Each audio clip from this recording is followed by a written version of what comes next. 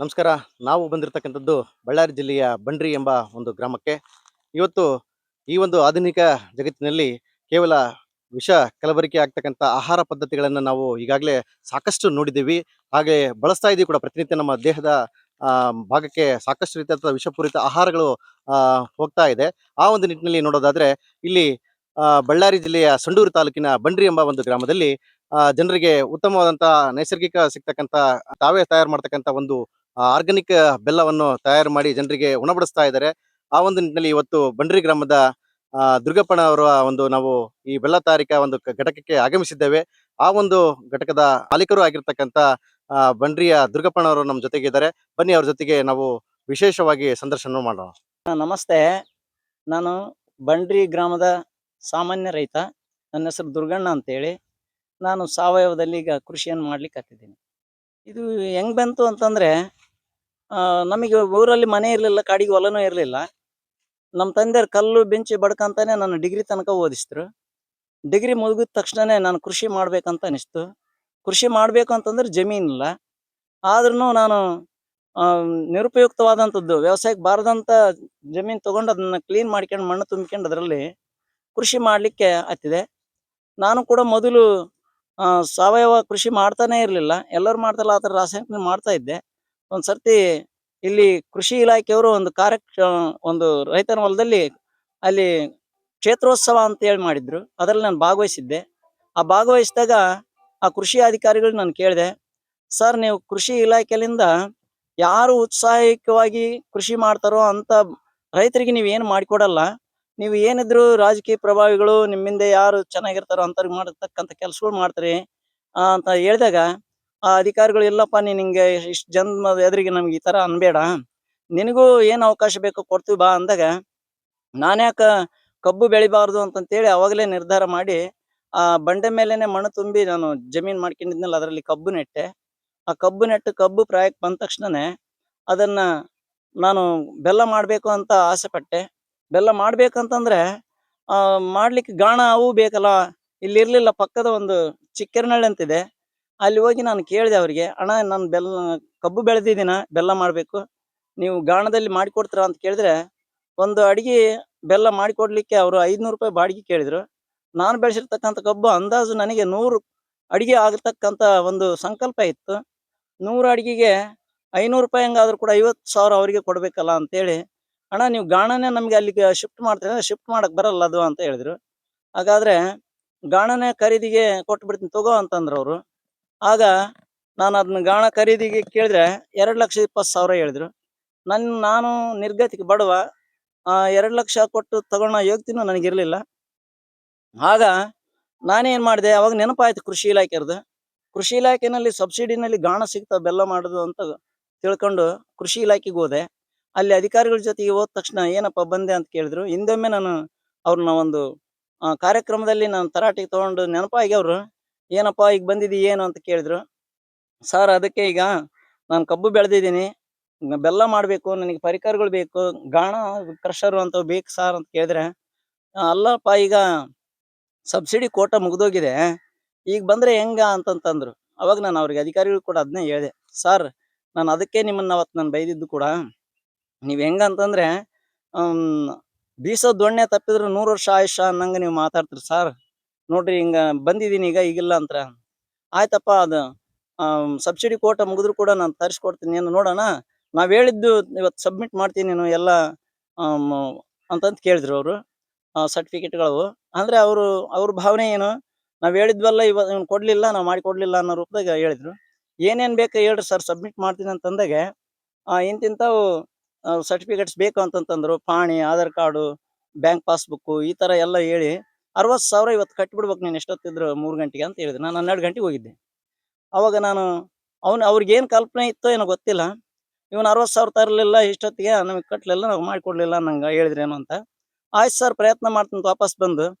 ಭಗವಂತ ಯಾವ ರೂಪದಾಗ ಜೋಡಣೆ ಮಾಡಿದೆ, ಎಲ್ಲ ಅವ್ರು ಹೇಳಿದ್ದು ಸರ್ಟಿಫಿಕೇಟ್ಸ್ ಎಲ್ಲವೂ ಸಬ್ಮಿಟ್ ಮಾಡಿ 60,000 ತಗೊಂಡು ಹೋದೆ ಸರ್. ಅವ್ರಿದ್ದು ಹೇಳಿದ್ರು, ಹೌದಪ್ಪ, ಅಲ್ಲಿ ಮತ್ತೆ ಇವನು ಬಂದ್ಬಿಟ್ನಲ್ಲ ಅಂತಂತೇಳಿ ಅವರು, ಸರಿ ಪ್ರಯತ್ನ ಮಾಡ್ತಪ್ಪ, ಆಮೇಲೆ ಒಂದು 8-10 ದಿವಸ ಪ್ರಯತ್ನ ಮಾಡ್ತೀವಿ, ಬಂದ್ರೆ ಮಾಡಿಕೊಡ್ತೀವಿ ಅಂದ್ರೆ. ಸಾರ್, ಅವೆಲ್ಲ ನನಗೆ ಹೇಳ್ಬಾರ್ದು, ನೀವು ಹೇಳಿದಕ್ಕೆ ನಾನು ಸಬ್ಮಿಟ್ ಮಾಡೀನಿ ಅಂತ ಕೇಳಿದೆ ಅವ್ರ ಹತ್ರ. ಆದರೂ ಕೂಡ ಅವರು ತರಿಸಿಕೊಟ್ರು. ನಿಜವಾಗ್ಲೂ 15 ದಿವಸದಲ್ಲಿನೇ ನನಗೆ ಕ್ರಷರ್ ತಂದುಕೊಟ್ರು ಸಬ್ಸಿಡಿನಲ್ಲಿ. ನಾನು 60,000 ಕಟ್ಟಿದ್ದೆ. ಇದು 1,60,000 ಇತ್ತು. ₹1,00,000 ನನಗೆ ಸಬ್ಸಿಡಿನಲ್ಲಿ ಸಿಕ್ತು. ಹಾಗಾಗಿ ಅವಾಗ ನನಗೆ ಶಕ್ತಿ ಸಿಕ್ತು ಸ್ವಲ್ಪ. ಆಮೇಲೆ ಅದಕ್ಕೆ ಇದು ಮಿಷಿನ್ ಬೇಕಾಗಿತ್ತು. ಬರೀ ಕ್ರಷರ್ ಒಂದು ಕೊಟ್ಟಿದ್ರು. ಅದು ಕ್ರಷರ್ ಕೂಡ ಗಾಣನು ಕೂಡ ಸೆಕೆಂಡ್ ಹ್ಯಾಂಡ್‌ನಲ್ಲಿ ಅದು ಒಂದು ₹80,000 ಮಿಷಿನ್ ಅದು. ಬರೀ ₹20,000 ಕೂಲಿನಲ್ಲಿ ನಮ್ಗೆ ದತ್ತಣ್ಣರು ಅಂತೇಳಿ ಅವರ ಮಾರ್ಗದರ್ಶನದಲ್ಲಿ ಅವರು ನಮಗೆ ಅವ್ರು ನೋಡಿ 19,000ಕ್ಕೆ ಕೊಡಿಸ್ರು. ಅದ್ರಲಿಂದ ಅದನ್ನೇ ನಾವು ಫಿಟ್ ಮಾಡ್ಕೊಂಡು ಆಮೇಲೆ ನಾವೇ ಕೊಪ್ರಿಕೆಗಳು ಎಲ್ಲ ಮಾಡ್ಕೊಂಡು ನಮ್ಮದೇ ಸ್ವಂತದ್ದು ಮಾಡ್ಕೊಂಡು ಆ ಬೆಳೆದಿರ್ತಕ್ಕಂಥ ಕಬ್ಬನ್ನ ಆ ಗಾಣದಲ್ಲಿ ಮಾಡಿ ಬೆಲ್ಲ ತೆಗಿತಾ ಇದ್ದೆ. ಮೊದಲು ನಾನು ಏನು ಮಾಡಿದೆ, ಮೊದಲು ಕೆಮಿಕಲ್ ಹಾಕಿನೇ ಮಾಡಿದೆ ಫಸ್ಟ್. ಮಾಡ್ತಾ ಇರ್ಬೇಕಾದ್ರೆ ನಮ್ಮ ಸಂಘದವರೆಲ್ಲ ನೋಡಿದ್ರು. ಆರ್ಗಾನಿಕ್‌ನಲ್ಲಿ ಬೆಲ್ಲ ಕಬ್ಬು ಬೆಳೆದು ಇದಕ್ಕೆ ಮತ್ತೆ ಕೆಮಿಕಲ್ ಹಾಕಿ ಬೆಲ್ಲ ಮಾಡ್ತಾನಲ್ಲ ಇದಲ್ಲ ಅಂತೇಳಿ ಬಂದವ್ರು ಏನು ಮಾಡಿದ್ರು, ಅರ್ಧ ಮಾಡಿದ್ದೆ ಬೆಲ್ಲ. ಇಲ್ಲ ತೆಗಿ ಈ ಥರ ಅಲ್ಲ, ನೀನು ಆರ್ಗಾನಿಕ್‌ನಲ್ಲೇನೆ ಮಾಡು, ನಾವು ಮಾರ್ಕೆಟ್ ಕೊಡಿಸ್ತೀವಿ ಅದಕ್ಕೆ ಅಂತ ಹೇಳಿದ್ರು. ನಾನು ಯಾಕೆ ಮಾಡಿದ್ದೆ ಅಂದ್ರೆ ಮಾರ್ಕೆಟ್ ಸಿಗಲ್ಲ ಅಂತಂತೇಳಿ ನಾನು ಹಂಗೆ ಮಾಡಿಬಿಟ್ಟಿದ್ದೆ.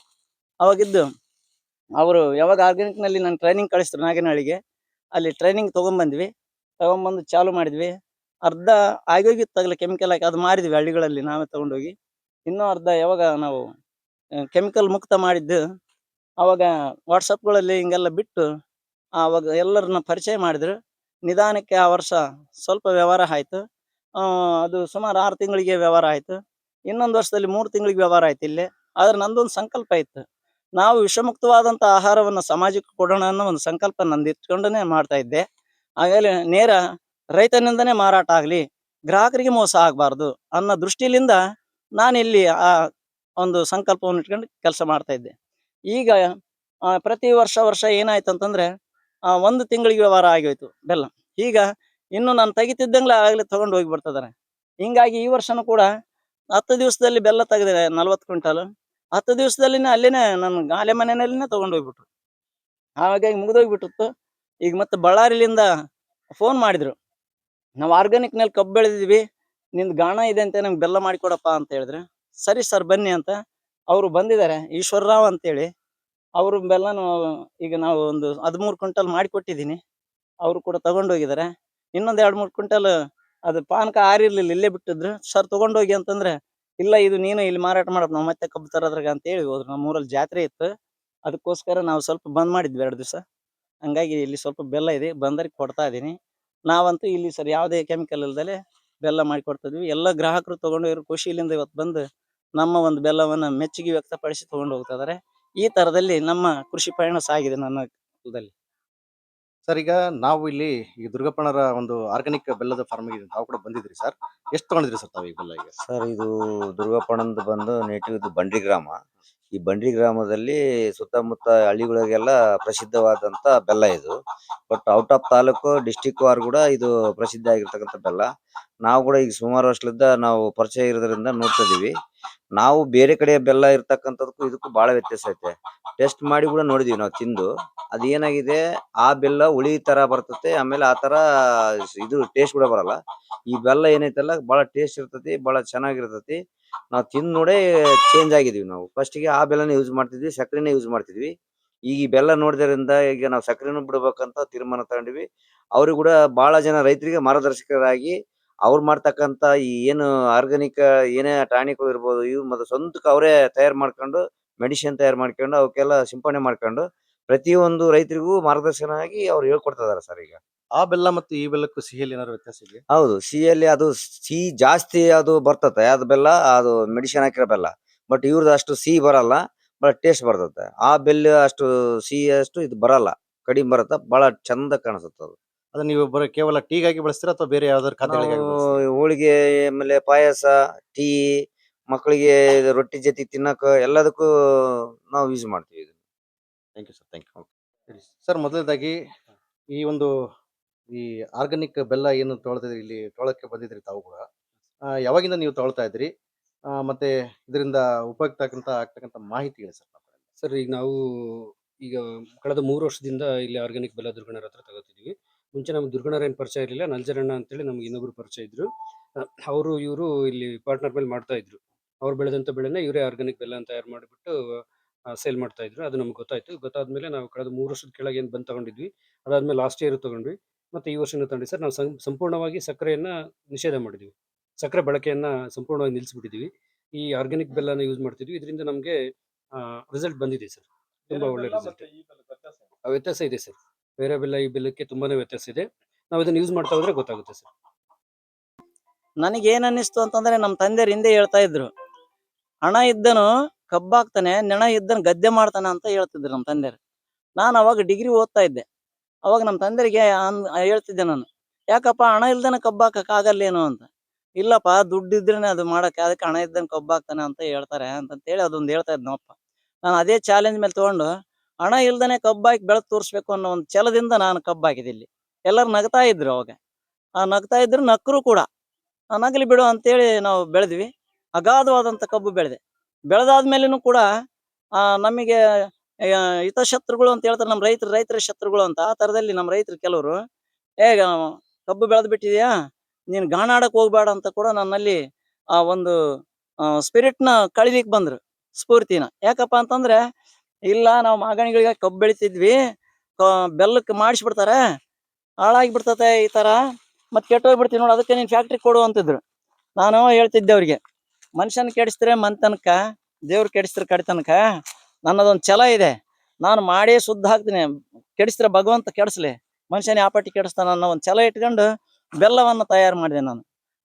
ಇವತ್ತು ಅದೇ ನನ್ನ ಕೈ ಹಿಡಿದು ಇವತ್ತು ಮುಂದಕ್ಕೆ ತರ್ತಾ ಇದೆ. ಹಾಗಾಗಿ ಇಂಥ ಒಂದು ಛಲದಿಂದ ನಾನು ಕಬ್ಬನ್ನು ಬೆಳೆದೆ. ಅವಾಗಲಿಂದ ನಾನು ನೀರು, ನನ್ನ ಬೋರ್ಗಳು ಕೂಡ ಹೋಗ್ಬಿಟ್ಟದ್ದು. ನಾನು ಒಂದು ಕೃಷಿ ಇಲಾಖೆ ಒಂದು ಫಂಕ್ಷನ್ ನಲ್ಲಿ ಉಪಸ್ಥಿತನಿದ್ದೆ. ಅವಾಗ ಅಲ್ಲಿ ಹೇಳಿದ್ರು, ನೀರನ್ನ ಇಂಗ್ಸೋದು ನುಂಗ್ಸೋದು ಅಂತಕ್ಕಂಥ ಒಂದು ಕಾರ್ಯಕ್ರಮ ಇತ್ತು. ನೀರನ್ನ ರೈತರು ಯಾವ ತರ ಮಳೆಯಿಂದ ಪ್ರಕೃತಿ ಹಂಗ್ ಬಂದಿರತಕ್ಕಂಥ ನೀರನ್ನ ಯಾವ ತರ ಉಪಯೋಗಿಸಬೇಕು ಅನ್ನೋ ಒಂದು ವಿಧಾನಗಳನ್ನ ಹೇಳ್ಕೊಟ್ರು. ಅದ್ ನೆನ್ಪಿಟ್ಕೊಂಡು ಬಂದೆ. ನನ್ನ ಬೋರ್ ನೀರು ಹೋಗಿದ್ವು, ನಾನು ಅದನ್ನೇ ಸಂಕಲ್ಪ ಇಟ್ಕೊಂಡು ನನ್ನ ಹೊಲದ ಮಗ್ಲಲ್ಲಿ ದೊಡ್ಡ ಹಳ್ಳ ಹೋಗ್ತಾ ಇತ್ತು. ಆ ಹಳ್ಳಕ್ಕೆ ನಾನೇ ಒಂದು ಚೆಕ್ ಡ್ಯಾಮ್ ನಿರ್ಮಾಣ ಮಾಡ್ಕೊಂಡು ಆ ನೀರನ್ನ ಬೋರಿಗೆ ನುಂಗಿಸ್ದೆ. ಅವಾಗ ನೀರು ಅಗಾಧವಾಗಿ ಬಂತು, ನನಗೆ ಶಕ್ತಿ ಜಾಸ್ತಿ ಸಿಕ್ಕಂಗಾಯ್ತು. ಆ ಕಬ್ಬುನು ಕೂಡ ಅವಾಗ್ಲಿಂದನು ಎಂತ ಮಳೆಗಾಲ ಬಂದ್ರು ಬಿಟ್ಟಿಲ್ಲ, ಮಳೆ ಇಲ್ಲಿದ್ರು ಬಿಟ್ಟಿಲ್ಲ. ಹಿಂಗಾಗಿ ನಾನು ನಿರಂತರವಾಗಿ 16ನೇ ಇಸ್ವಿಲಿಂದ 2016ಲಿಂದ ನಾನು ಕಬ್ಬನ್ನ ನಿರಂತರವಾಗಿ ಬೆಳ್ಕೊಂತಾನೆ ಬಂದಿದ್ದೀನಿ. ಒಂದ್ ವರ್ಷ ಮಳೆನೇ ಬರ್ಲಿಲ್ಲ, ಒಣಗೋಗಿತ್ತು ಕಬ್ಬು, ಒಣಗೋಗಿರೋನ್ನ ಬಿಟ್ಟಿದ್ದೆ. ಅವಾಗ ಇವಾಗ ಮಳೆ ಬಂದದಕ್ಕೆ ಅಷ್ಟೇ ಬೆಳ್ಕೊಂಡು ನನಗೆ 1 ಲಕ್ಷ ರೂಪಾಯಿ ಆದಾಯ ಸಿಕ್ತು, ಅದರಲ್ಲಿ ಕೂಡ ಒಣಗಿದ್ರು ಕೂಡ. ಹಂಗಾಗಿ ಇದು ಕಬ್ಬು ನಮ್ಮನ್ನ ಕೈ ಬಿಡಲ್ಲ ಅನ್ನೋ ಒಂದು ಸಂಕಲ್ಪ ಇಟ್ಕೊಂಡು ನಾನು ಕಬ್ಬನ್ನು ಇವತ್ತಿಗೂ ಕೂಡ ಹಂಗೆ ಮಾಡ್ಕೊಂತಾನೆ ಬರ್ತಾ ಇದ್ದೀನಿ. ಇನ್ನುಳಿಕಿದ ನನ್ನ ರೈತರಿಗೆ ಕೂಡ ಹೇಳ್ತಾ ಇದೀನಿ ನಾನು, ನಾವು ಇವತ್ತು ತಿಳ್ಕೊಂಡ್ರೆ ಉಳ್ಕಂತವಪ್ಪ ಅಂತಂತೇಳಿ ಅವ್ರಿಗೂ ಕೂಡ ತಿಳಿಸ್ತಾ ಇದೀನಿ. ನಾವು ಯಾಕಪ್ಪ ಅಂತಂದ್ರೆ ಇವತ್ತಿನ ದಿನಮಾನಗಳಲ್ಲಿ ಕೃಷಿಕ ರೈತ ಈ ಸಾವಯವ ಗೊಬ್ಬರ ಕೃಷಿಗೆ ಬರೋದ್ ಬಿಟ್ಟು ಈ ರಾಸಾಯನಿಕಗಳಿಗೇನು ನಾವು ಮಾರು ಹೋಗಿರೋದ್ರಿಂದ ಇವತ್ತು ಪ್ರಾಣಗಳನ್ನ ಕಳ್ಕೊಳ್ತಕ್ಕಂಥ ಸ್ಥಿತಿಯನ್ನ ರೈತರಲ್ಲಿ ಕಾಣ್ತಾ ಇದೀವಿ. ಇದನ್ನ ತಪ್ಪಿಸ್ಬೇಕು ಅಂತಂದ್ರೆ ನಮ್ಮ ಪೂರ್ವಜರು ಏನ್ ಮಾಡ್ತಾ ಇದ್ರ ಕೃಷಿ, ಅದರಲ್ಲಿ ಎಂತ ಸತ್ವಾಂಶ ಅಡಗಿದೆ, ಶಕ್ತಿಯುತವಾಗಿದೆ ಅಂತಕ್ಕಂಥದ್ದನ್ನ ನಾವು ಗಮನದಲ್ಲಿ ಇಟ್ಕೊಂಡು ಇವತ್ತು ನಾವು ಕೃಷಿ ಮಾಡ್ಬೇಕಾಗಿದೆ. ಅದಕ್ಕೋಸ್ಕರ ನಾನು ಕೂಡ ಎಲ್ಲರಿಗೂ ಅದನ್ನೇ ಹೇಳ್ತಾ ಇದ್ದೀನಿ. ನಮ್ಮ ಹಿರಿಯರು ಅವ್ರು ಹಾಕಿಕೊಟ್ಟಂತ ಮಾರ್ಗದಲ್ಲಿ ನಾವು ಹೋದ್ರೆ ಮಾತ್ರ ಕೃಷಿಕರಾಗಿ ಉಳಿತೀವಿ, ಇಲ್ಲಾಂದ್ರೆ ಕೃಷಿಕರಿಗೆ ಕಂಟಕ ಬರುತ್ತೆ. ಇದು ಸತ್ಯ ಅಂತಕ್ಕಂಥದ್ದು ತಿಳಿಸ್ತಾ ಇದ್ದೀನಿ. ಇನ್ನೂ ನಮ್ಮ ಕೃಷಿಕರು ಹೆಜ್ಜೆ ಇಡುವಲ್ರು. ಹಾಗಾಗಿ ಅವ್ರಿಗೆ ಮಾಡಿ ತೋರ್ಸೋಣ ಅಂತಂತೇಳ ಒಂದು ಛಲದಿಂದ ಅವ್ರು ನೋಡಿ ಆಗ್ಲಿ ಕಲೀಲಿ ಅಂತೇಳಿ ಕೂಡ ಇವತ್ತು ನಾನು ಕೂಡ ಭತ್ತವನ್ನು ಕೂಡ ಸಾವಯವದಲ್ಲಿ ಯಾವುದೇ ಕೆಮಿಕಲ್ಗಳು ಹಾಕ್ದೇನೆ ಹಸಿರೆಲೆ ಗೊಬ್ಬರಗಳ ಮುಖಾಂತರ ಬಳಸಿ ಇವತ್ತು ಒಂದು 6 ಎಕರೆನಲ್ಲಿ 95 ಕ್ವಿಂಟಲ್ ಭತ್ತವನ್ನು ಬೆಳೆದು ರಾಶಿನ ಹಾಗೆ ಇಟ್ಟಿದ್ದೀನಿ. ಯಾಕಪ್ಪ ಅಂತಂದ್ರೆ ಸುಮ್ಕ ಹೇಳಿದ್ರೆ ಯಾರು ಕೇಳಲ್ಲ ರೈತರು. ನೋಡ್ಲಿ, ಅವರು ನಾನು ಮಾಡಿರೋದು ನೋಡಿದ್ದಾರೆ. ಅವರು ಕೂಡ ನೋಡಿ ನಮ್ಮಂಗೆ ಹೆಜ್ಜೆ ಇಟ್ಟು ತಾವೇ ಸ್ವಂತ ಸಾವಯವ ಔಷಧಿಗಳನ್ನ, ಸಸ್ಯಜನ್ಯ ಔಷಧಿಗಳನ್ನ ತಯಾರು ಮಾಡ್ಕೊಂಡು ಮಾಡ್ತಕ್ಕಂಥ ಖರ್ಚು ಕಡಿಮೆ ಮಾಡ್ಕೊಂಡ್ರೆ ರೈತಗೆ ಉಳಿತಾಯ ಆಕತ್ತ ಅನ್ನೋ ಒಂದು ದೃಷ್ಟಿಲಿಂದ ನಾನು ಇವತ್ತು ಈ ಕೃಷಿಯನ್ನ ನಮ್ಮ ರೈತರು ನೋಡ್ಲಿ ಅಂತೇಳಿ ಕೂಡ ಮಾಡ್ತಾನೆ. ನಮ್ಮದೊಂದು ಸಮಾಜಕ್ಕೆ, ಕೃಷಿಕರಿಗೆ ಒಂದು ಕೊಡುಗೆ ಆಗ್ತಕ್ಕಂಥ ಕೆಲಸವನ್ನು ನಾವು ಮಾಡೋಣ, ಲಾಭಕ್ಕಾಗಿ ಮಾಡೋದು ಬೇಡ ಅನ್ನೋ ಒಂದು ಸಂಕಲ್ಪ ದೃಷ್ಟಿ ಇಟ್ಕೊಂಡು ನಾನು ಇವತ್ತು ಕೃಷಿನಲ್ಲಿ ತೊಡಗಿದ್ದೀನಿ. ಸರ್, ನಾನು ಆಲೆ ಮನೆಯನ್ನು ಕೂಡ ಮಾಡಿದ್ನಲ್ಲ, ಹಳೆ ಪದ್ಧತಿಯಲ್ಲಿ ನಮ್ಮ ಹಿರಿಯರು ಹೆಂಗ್ ಮಾಡ್ತಿದ್ರು ಅದೇ ತರನಲ್ಲಿ ಒಲೆ ಕಟ್ಕೊಂಡು ಕೊಪ್ರಿಕೆಗಳು ಮಾಡ್ಕೊಂತ ಇದ್ವಿ. ಮೊದಲು ಮಾಡ್ಬೇಕಾದ್ರ ನಾವೇನ್ ಮಾಡಿದ್ವಿ, ಬೆಲ್ಲ ತೆಗಿಲಿಕ್ಕೆ ಆಲೆ ಮನೆಯಲ್ಲಿ ಈ ತರ ಮಡಿಗಳು ಮಾಡಿ ಅದಕ್ಕೆ ಪ್ಲಾಸ್ಟಿಕ್ ಹಾಕಿ ಬೆಲ್ಲ ತೆಗಿತಿದ್ವಿ. ಆಮೇಲೆ ಗ್ರಾಹಕರು ಎಲ್ಲ ಬಂದು ಏನ್ ಮಾಡಿದ್ರು, ನೀನ್ ಆರ್ಗಾನಿಕ್ ನಲ್ಲಿ ಬೆಳಿತಿದೀಯಪ್ಪ, ಇದು ಪ್ಲಾಸ್ಟಿಕ್ ಹಾಕೋದು ಒಳ್ಳೇದಲ್ಲ, ಇದನ್ನ ತೆಗಿಬೇಕು ಅಂತ ಒಂದು ಸಲಹೆ ಕೊಟ್ರು. ನಾನು ಅಂದೆ, ಹೌದು, ನಮ್ಮನ್ನ ತಿದ್ದಕ್ಕಂತ ಕೆಲಸ ಗ್ರಾಹಕರದು, ನೀವ್ ಹೆಂಗ್ ಹೇಳ್ತಾರ ಹಂಗ್ ಮಾಡೋಣ ಅಂತ. ಹಿಂದೆ ನಮ್ಮ ಪೂರ್ವಜರೆಲ್ಲ ಈಚಲು ಚಾಪಿನಲ್ಲಿ ಮಾಡ್ತಾ ಇದ್ರು.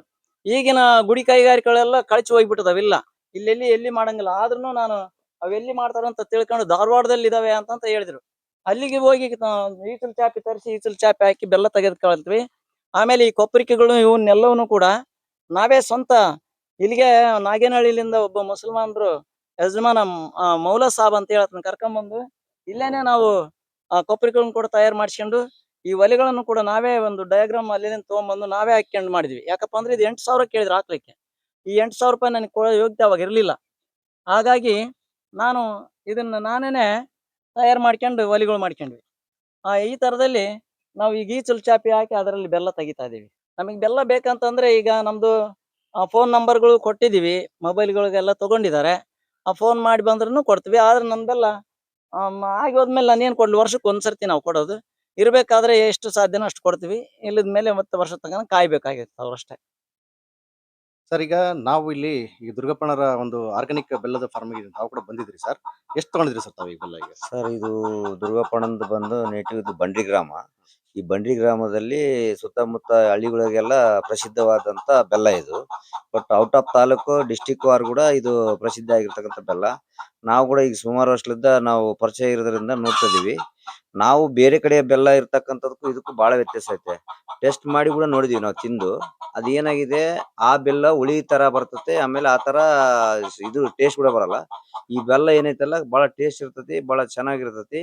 ನಾವು ತಿಂದ್ ನೋಡೇ ಚೇಂಜ್ ಆಗಿದೀವಿ. ನಾವು ಫಸ್ಟ್ ಗೆ ಆ ಬೆಲ್ಲನ ಯೂಸ್ ಮಾಡ್ತಿದ್ವಿ, ಸಕ್ಕರೆನೇ ಯೂಸ್ ಮಾಡ್ತಿದ್ವಿ. ಈಗ ಈ ಬೆಲ್ಲ ನೋಡಿದ್ರಿಂದ ಈಗ ನಾವು ಸಕ್ಕರೆನೂ ಬಿಡ್ಬೇಕಂತ ತೀರ್ಮಾನ ತಗೊಂಡಿವಿ.